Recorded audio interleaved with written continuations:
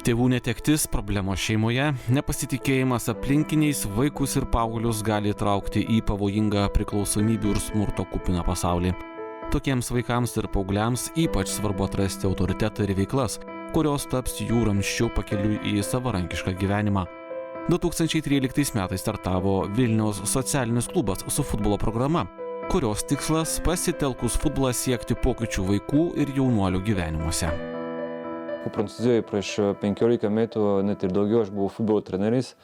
Tada atvyko čia į Lietuvą ir čia buvo kaip pradžioje kaip Erasmus Plus savanoris. Tai metus laiką savanoriavo Caritas dienos centrai, paskui pradėjau dirbti Matulaičio socialinis centras ir po truputį tapo socialinis darbuotojas. Tai aš turiu tokie du patirtis kaip futbolo treneris, kaip socialinis darbuotojas su vaikais. Ir tada prieš 11 metų maždaug aš savanoravo Indijoje, ten buvo tokia irgi savanorystė.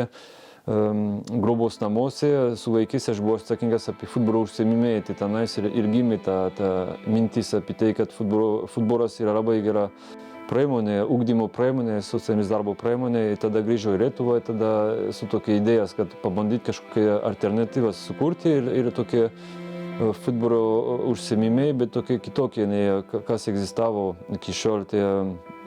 Nes mačiau kaip socialinis darbuotojas, kad vaikais labai sunkiai sekasi lankyti tokie standartiniais futbolo užsiėmimai.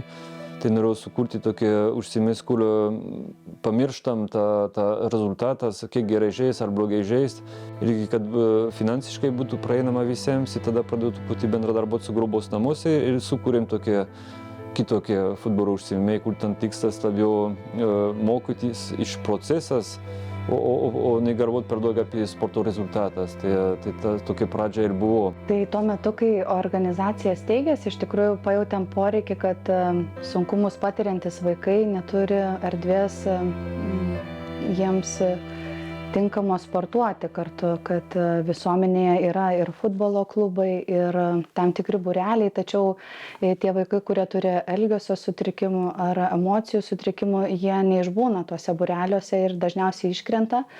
Ir visuomenė kažkaip nori rezultato, nori rezultatyvumo, tai tie vaikai neįsilaiko tiesiog tuose klubuose ir iškrenta ir po to būna gatvėje, lauke. Tai organizacijos toks tikslas ir buvo sukurti tą erdvę, kur tie vaikai galėtų pagal savo pajėgumus sportuoti, atrasti draugus, būti grupėje, reflektuoti apie tai, kaip jiems sekasi. Ir tikslas nėra buvo rezultatų siekimas, bet pokytis kiekvieno vaiko asmeniniam gyvenime.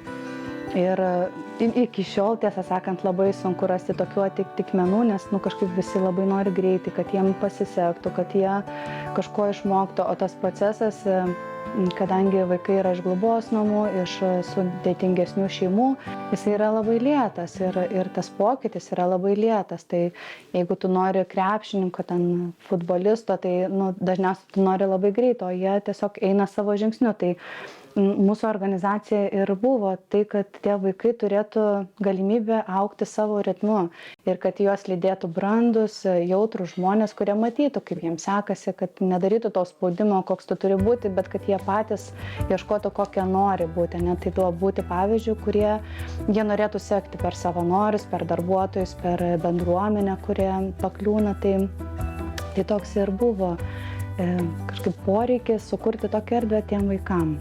Pas mus lanko apie 90 vaikų ir jaunuolių ir jie visi gauna po kartą per savaitę užsiėmimai. Ta struktūra tokia ypatinga, nes kiekviena užsiėmimai užtrunka 2 valandos.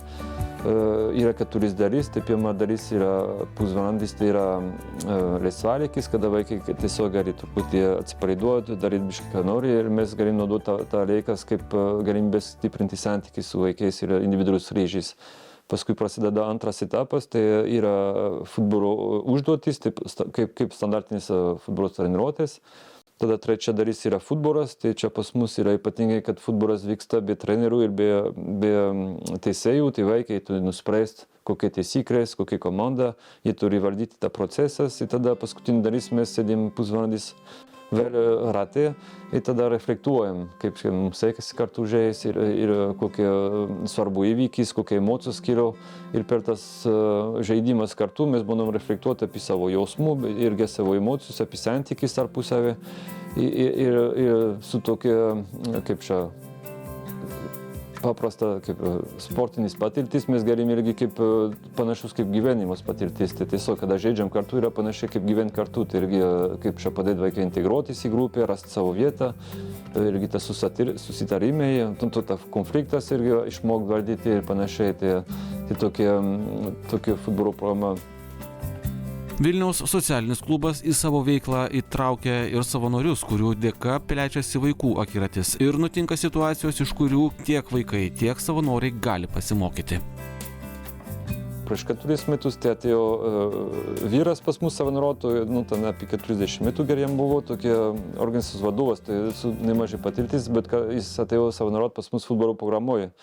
O kas buvo įdomu, kad jis visiškai nemokėjo žaisti futbolas.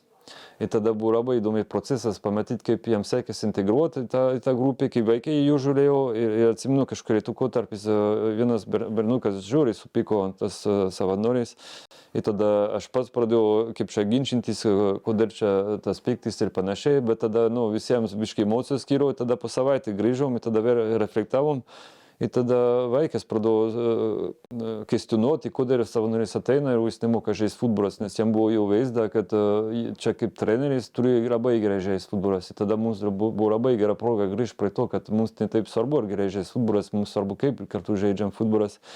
Ir tada tas vaikas kažkaip irgi pats nusiramino, ir tas savanoris irgi jam buvo kažkaip lengviau, ir tada buvo labai įdomi refleksija, nes vis tiek mūsų vaikai patyrė nemažai nesėkmė gyvenime, ten vis tiek jie turi savo iššūkių. Ir kartais labai tokį kartą jausmas, ar gėda jausmas, kad man nesisekė gyvenime, aš kažką nemoku, o kiti geriau daro. Ir tada atsirado tokie vyras, kuris atėjo tarp mūsų ir jis pats nėra geriau žaisti futbolą, bet jis nepasidavė, ateidavo, tada per bendrą ratą reflektavo, kaip jam sekėsi, kokį jausmas jam kildavo. Tada vaikai pradėjo kitaip žiūrėti savo patirtis, kad, iš tikrųjų galima čia ateiti ir prastai žaisti futbolas, bet iš tikrųjų ne esmė, kaip apie tai kalbam tarpusavį. Tai buvo labai stipru, aš pats pradžioje nebuvau supratęs, nes aš mačiau, kad tas savanoris tikrai ne taip gerai žaidžia futbolas, bet aš neatkreipiau dėmesio, man nebuvo taip svarbu. O labai svarbu tas sėdėjimas ratai pabaigoje, kaip mes čia kalbam tarpusavį, kaip jis reflektuoja tarp vaikų, bet tada supratau, kaip vaikai jautrai reagavo, tas konfliktas buvo, ir tada, kad paskui grįžom, sėdėjom ir man pačiam reikėjo reflektuoti, kas čia vyksta, kodėl čia taip tokiai tampa. Tai tokia įdomi istorija buvo, nes tame ir esmė, kad mums svarbu integruoti savanoriais į mūsų veiklos, nes atsiranda kitokių žmonių, kuris turi kitokią patirtis ir reflektuoja irgi tarp mūsų ratė su vaikais. Tai tada vis tiek yra proga į mums kaip darbuotojas irgi mokytis, bet ir vaikams ir pamatyti kažkokį kitą požiūrį. Ir savanoriai tame irgi daug mokosi, nes jiems irgi yra kažkokie terapinis darbas, nes jeigu gauna irgi tokia grįžtama ryšys, kartais netoks lengvas arba be cenzūrų, sakyčiau, grįžtama ryšys, tai jiems su to reikia reflektuoti, su to būti. Tai tokia labai turtinga patirtis iš esmės. Bet tame reikia visiems paruošti, ir vaikai, ir darbuotojais, ir savanoriais, kad mes suprastumėm, ką čia mes norime veikti kartu. Nes jeigu be jokių refleksijų, tai galėtų būti pavojus tame. Nes tiesiog žmogus nesuprastų, kodėl vaikai pyksta ant jų, arba vaikai nesuprastų, kodėl tas žmogus čia yra. Tai tai tokie, čia geras prasminėms, kalbant apie mūsų veiklos ir kokie vaidmuo gali užimti savanoriai tame. Dar vienas Footblog programos savanoris Daniel, atvykęs į Lietuvą dirbti, ieškojo galimybės čia savanoriauti. Suradęs Vilniaus socialinį klubą nepabūgo kalbos barjero ir prisijungė prie futbolo programos. I think in this case, because I knew I was going to work with younger kids, I know that younger kids have the kind of ability to learn very quickly and adapt. And for me also meant that I could be learning Lithuanian, which is a win-win. Because with these kids, they speak Lithuanian to me, I speak English to them, they're learning English and I'm learning Lithuanian. So for me, it didn't really play that much of a role. And I knew that football also is a very kind of international language. So it doesn't matter what you speak, if you have the right attitude, if you have a smile on your face and you want to help out, you want to be involved, then absolutely, you can get started. And I don't think speaking the local language is necessary, but obviously it helps. I think the nature of the Vilnius Social Club and the kids that we kind of are involved with and do the trainings with, especially for the football program, bring a lot of challenges, I think, on a very case-by-case level, because every child is different. Every child needs a different type of attention. And especially when you have maybe a group of 12 or 14 kids running around at the same time, not only do you need some form of maybe respect as a coach and being central and being able to help them out and to teach them, but also at the same time you need to find the time and the kind of patience within yourself to work with each kid individually. And maybe that was a challenge at the beginning, because also with each training sessions that we have, it's always a little bit different. Each kid also might have a different mood, might be feeling differently. So we also have to kind of adapt to that in a sense, and also lead the training sessions. So I think maybe that's a challenge, but it's also a reward at the same time. Vilniuje, naujamiestyje įsikūręs Vilniaus socialinis klubas vien futbolo programa neapsiriboja. Darbas su vaikais, santykių užmezgimas, jų poreikių išklausymas vyksta ir gatvėje, ten, kur būrėsi jaunuoliai. Darbas gatvėje, tai mūsų kita programas, tai čia jau pradėjom prieš 8 metų Naujininkuose, mikrorajonėse dirbti. Tai darbas gatvėje truputį skiriasi nuo kita socialinės darbo paslaugos, kad čia socialinis darbuotojas nelaukia pas save, kad žmonės ateitų ir gautų paslaugos, bet mes einam, kur žmonės būrasi gatvėje, ir tada mūsų tikslas, preliminarus tikslas yra tiesiog sukurti santykį su žmonės. Tai tiesiog ateiti reguliariai, ta pati vieta, ta pati, kur žmonės renkasi, tada tiesiog paklaus, kaip sekasi, ir po truputį formuojasi ta santykius, atsiranda ryšys, tada irgi mums labai svarbu ta pasitikėjimas, ta atvirumas, ir tada nespaudžiam žmonės, jeigu jie nenori kalbėti su mumis, tai ir nekalbam, ir stengiamės netrukdyti parduoti, bet su laiku formuojasi ta santykius, ir tada atsiranda galimybės, kaip galima padėti tą žmogus, jeigu pats jis nori kažko keisti savo gyvenime, tai mes stengiamės palydėti. Ir tas paslaugos tai gali tada labai įvairiai tapti. Tai gali būti individualus darbas, padėti, jeigu kažkas vyksta su šeima, arba jeigu krizinė situacija, su, pavyzdžiui, gyvenimo vieta, arba mokykloje ir panašiai. Tai yra toks individualus darbas, bet ir gali būti darbas su kebra, kuris susitikom gatvėje, tada kartu kažką organizuoti jiems, kažkur važiuoti, tai irgi stiprinti santykius tarp jų. Ir ta prevencinis darbas tame yra irgi, kad mes galim kartu kalbėti apie tas koks aktualių temą jiems ir apie visarų temą, kuris jiems aktualiu. Vat, ir tada irgi mes darom tokį maisto vakaras kartą per savaitę mūsų patalpose, kur yra atvira durys ir bet kas iš gatvės gali ateiti, ir tada gamint kartu. Tai tas gaminimas yra irgi būdas, kaip stiprinti santykius tarp žmonių, ir tada jie būna čia ir kartu gamina, vargo ir leidžia laikas. Ir mes galim tam irgi stiprinti tą santykius su jaunuoliais ir padėti pagal jų poreikiais. Gyvenimo sukauščiusio karantino metu jaunuoliai dingo iš gatvių, sutrūkinėjo ir socialiniai ryšiai. Todėl Vilniaus socialinio klubo darbuotojai nusprendė įkurti dar vieną programą. Po karantino iš tikrųjų nebeliko jaunimo gatvėse, jie labiau buvo užsidarę namuose, o susitikę taip pat po to ilgo laiko tarsi nerado būdo vėl kažkaip bendrauti, spręsti konfliktus. Tai pastebėjom, kad tam mobiliam užsiėmime jie jaučiasi saugus, kadangi yra suaugęs žmogus, kuris stebi aplinką, nepastebi tos skirtumus, kažkokias įtampas ir šiek tiek padeda jaunuoliam reflektuoti, kas vyksta, kaip sekasi kartu būti. Tai mobilūs užsiėmimai tokie prasidėjo intensyvus nuo to poreikio vėl padėti jaunuoliams būti kartu. Ir kadangi matėm, kad tai labai efektyvu, kad jie grįžta į gatves, tai mobili programa atsiskyrė nuo darbo gatvėje ir tapo atskira ir dabar vyksta Kudirkos aikštėje, prie Balto tilto ir Savanorių prospekte.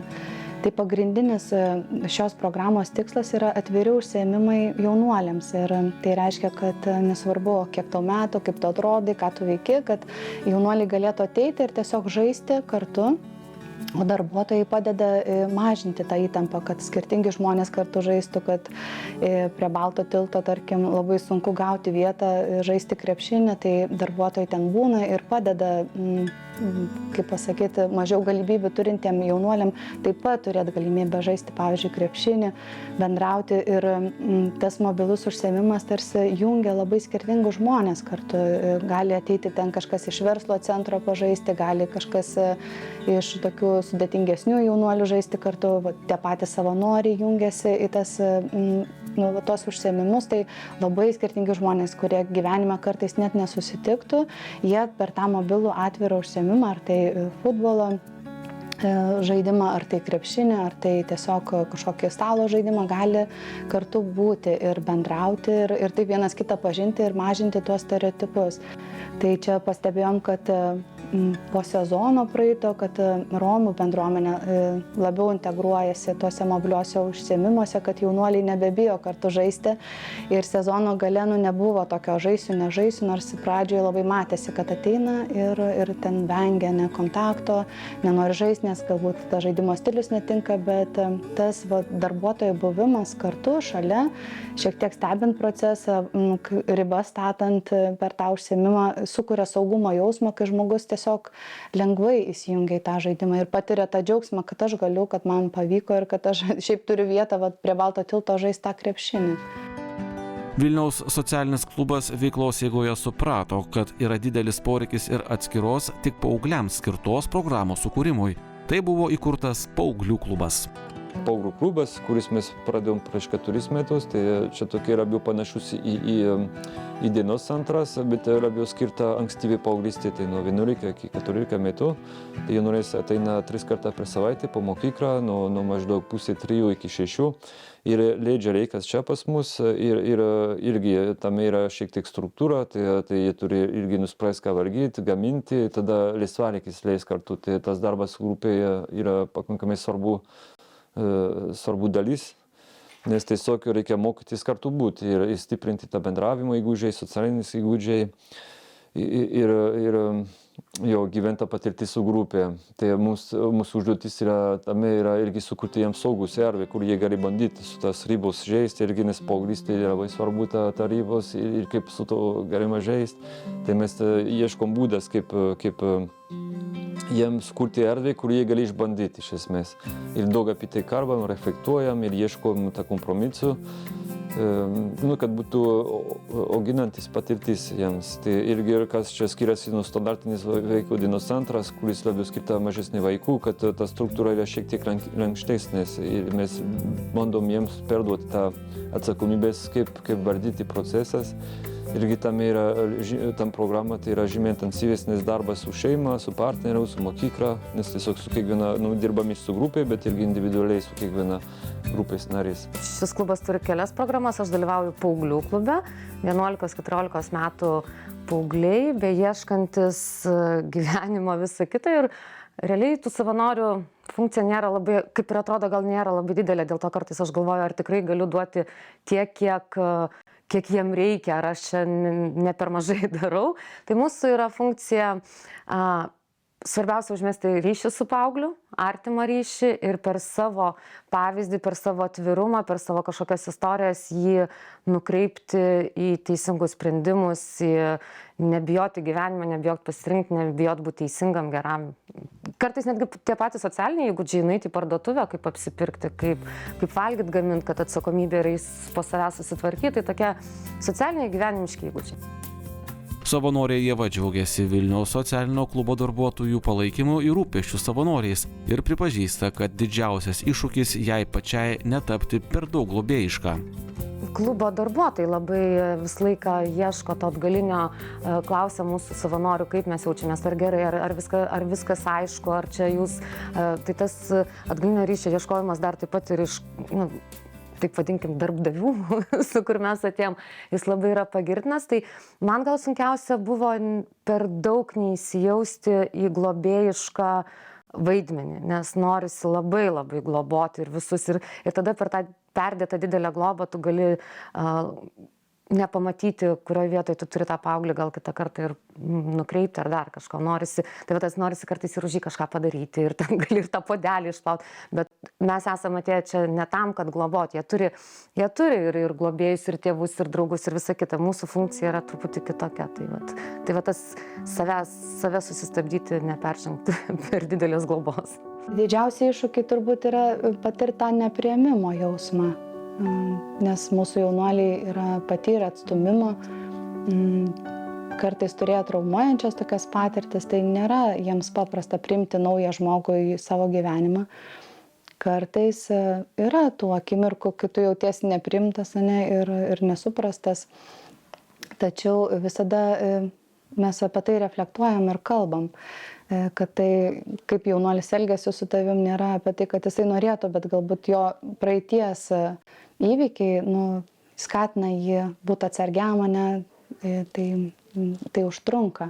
Ir mes sakom, kad tas santykis, jisai reikalauja laiko ir pasitikėjimo. Kodėl aš turiu pasitikėti iš karto žmogum, kuris atėjo vieną kartą į treniruotę ar vieną kartą užsiėmimą, jisai niekas iš tikrųjų yra, bet jeigu savanoris lieka ir ilgam laikui, tai atsitinka tokie stebuklingi dalykai, kai užsimezga ryšys, kai per Ramadaną būtent tam žmogui iškepa tortą ir laukia, kad jisai ateis į tą treniruotę, nors galbūt visą tą sezoną nebuvo didelio pokalbio, kontakto, bet tai, kad žmogus ateina, būna šalia, įsipareigoja, tai suteikia saugumą ir ramybę jaunuoliam. Jam to labai trūksta kasdieniam gyvenime, galbūt sudėtingi santykiai šeimoje, galbūt neturi tėvų. Tai tas ateimas svetimo žmogaus santykis užtrunka. Tai tiesiog visada mokom ir palaikom savanorius, kad tiesiog būkite kantrus, išlaukite, išklausykite, nebijokite ir po to atsiranda tie maži stebuklai. Konkrečios istorijos nepapasakosiu, gal tai yra visuminė. Visus praeitus metus, kur ir lygtai atrodė, kad vaikai neprisileidžia, vieni gal distanciją laiko, su kitais šilčiau, bet išleistuvių stovykloj, man atvykus vis tiek irgi ten jau tą paskutinį kartą su tais gal paaugliukais, kurie jau išeina, palieka šitą programą.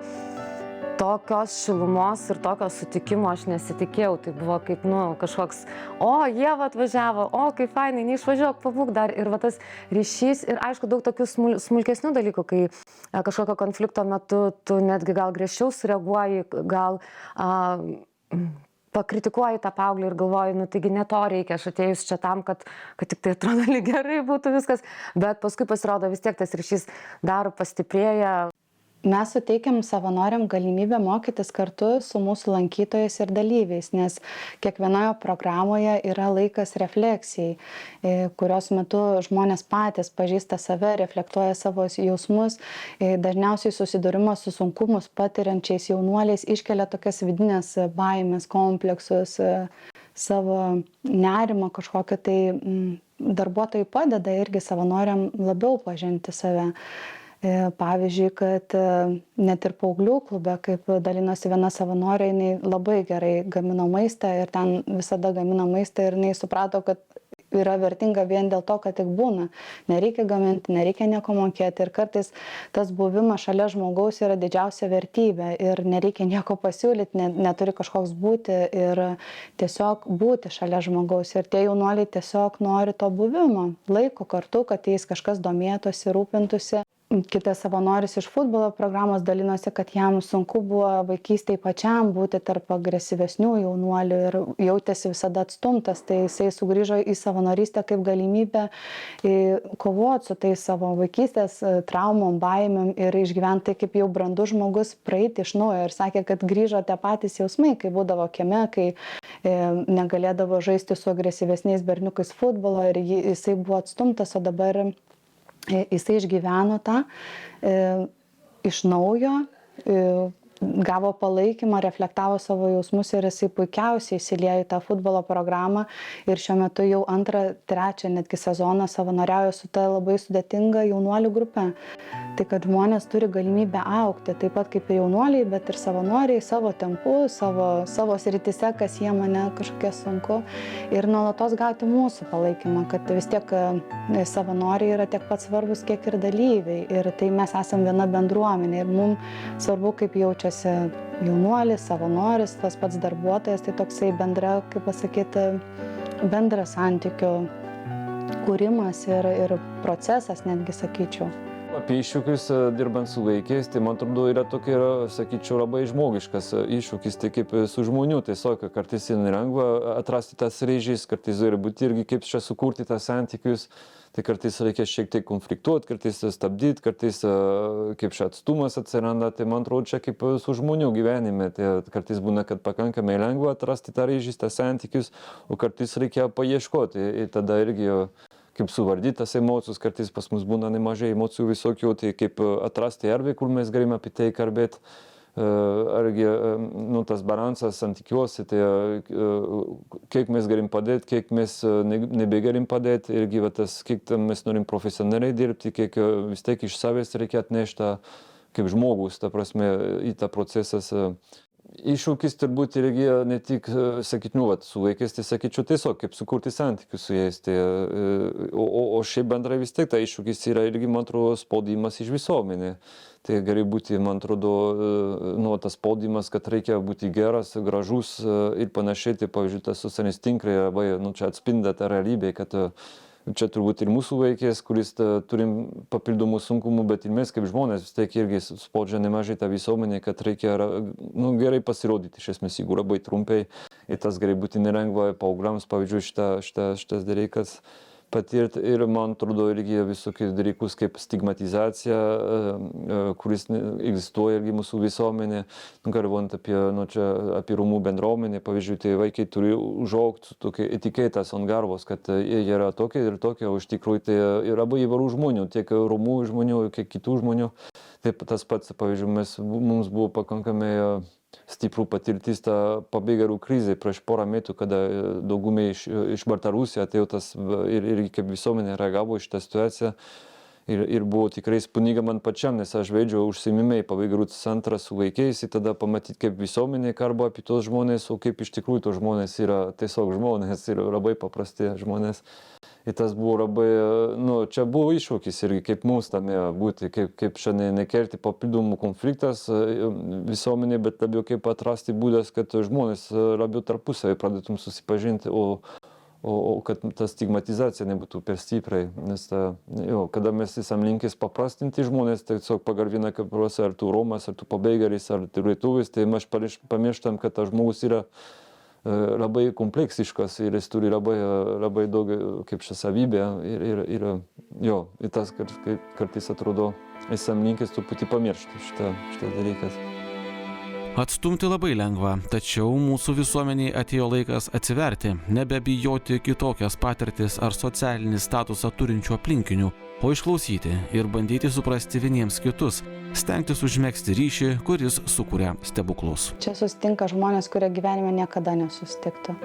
Nežinau, ir mūsų savanoriai, tie patys ir valstybės tarnyboje dirba, ir versle, ir patys turėjo sunkią vaikystę, kartais ateina ir kai jie susitinka, tarkim, ir vaikai, ir jaunuoliai, ir savanoriai, tu pamatai, kad, tai taip nesuplanuosi ir taip niekada taip nebūna. Ir tas, kas visus sieja, tai tas žmogiškumas vis tik, kad kai tu ateini, susitinki, nelieka nieko, nei kas tu esi, nei kur tu buvai, bet yra ta akimirka, kai tu žaidi, kai tu bendrauji, kai tu matai vienas kitą ir kai tu reflektuoji.